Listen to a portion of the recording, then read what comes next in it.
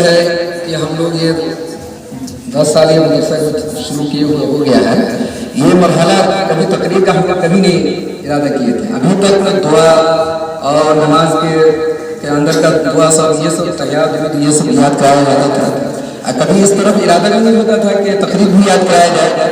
مگر اس سال جو ارادہ ہوا اور اس میں قاری انتصار صاحب ہیں پورنیہ کے رہنے والے ہیں, وہ اس نے پوری کوشش کی اور کتاب بچوں کو کھلوایا.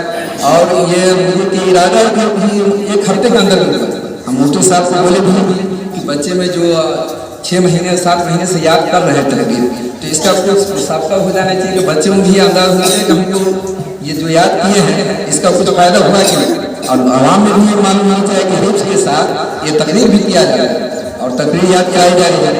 تو کم وقت میں اور یہ ارادہ سے یہ تیاری کی ہیں بچے. اور یہ ہوتا ہے کہ مدرسے میں پورا وقت دیا جاتا ہے, مہینے بھر 2 مہینہ یاد کرایا جاتا ہے, اس کا پریکٹس کرایا جاتا ہے کہ تم کو تقریر یا عنوان پہ کرنا ہے. اس میں ہم لوگ کوئی منتخب نہیں کیے کہ آپ کو نماز پہ کرنا ہے یا علم پہ کرنا ہے, جنت پہ کرنا ہے, جہاں کچھ نہیں. ہم لوگ صرف یہ 1 ہفتے کے اندر میں 2 دن صرف یہ قاری ساجد صاحب ہیں ان کو وقت دیا گیا کہ واسط کے وقت بچے کو یاد کرانا ہے اور کچھ صحیح کرا دینا ہے.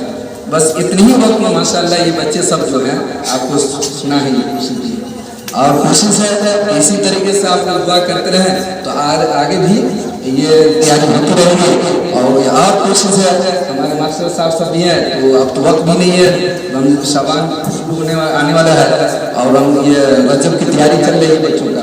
ورنہ ارادہ یہ نہیں تھا کہ بچے جو ہندی انگلش اور میتھ جو پڑھ رہے ہیں اس کی بھی مسابقہ کرایا جاتا ہے اور بچوں کو تیاری کیا جاتا ہے کہ کس طریقے سے انگلش پڑھ رہے ہیں اور کیا یاد کیا ہے. مگر وقت نہ ہونے کی وجہ سے یہ سب کو ارادہ کو کینسل کیا گیا ہے. انشاءاللہ آگے چل کر کے اس کا بھی رکھا جائے گا. اور جو انعام رکھا گیا ہے ہم تو سوچ ہی نہیں سکتے کون بچے فرسٹ آئیں گے سیکنڈ آئیں گے, تو اس طریقے سے بچے جو فرسٹ سیکنڈ آئے ہیں وہ بھی مبارکباد کے لائق ہیں. اور جو نہیں آئے ہیں وہ بھی کوشش کرتے رہیں کہ آئندہ ہم بھی فرسٹ لائیں اور سیکنڈ تھرڈ لائیں. اس کے بعد وہ انعام سب